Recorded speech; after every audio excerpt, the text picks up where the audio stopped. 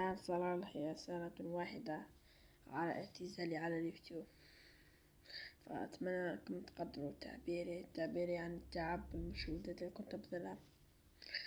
صح إن نسبة المشاهد ما يهمني نسبة اللايكات أو الاشتراكات، يهمني نسبة المشاهدات بس. أنا ليكم أنتم، أنا أعمل ليكم وأتعب لي نهار عشان المونتاج مع شيء فكرت فيه إنه لازم كانت عندي امتحانات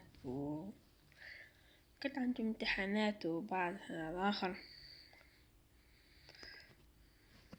كانت عندي بعض الاختبارات فتوقفت عن اليوتيوب سنة كاملة.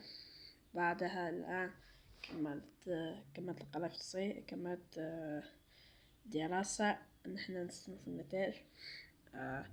في هذه المدة نرجع لكم إلى اليوتيوب واشتركوا في القناة، حطوا زر اللايك على هذا الفيديو، لأن هذا الفيديو بعنوان استراحة منذ سنة كاملة. فأتمنى تقدروا تعبيري، وإن شاء الله هقدم لكم فيديوهات الجاية. واشتركوا في قناة مستر شوش لأنها أنا قناتي تبع الألعاب، اشتركوا فيها باش أعمل لكم مزيد. وأقول لكم شيء أخير، سأقول لكم آخر كلمتي قبل أن نبدأ في اليوتيوب: استراحة بعد سنة، انتهاء استراحة سنة كاملة.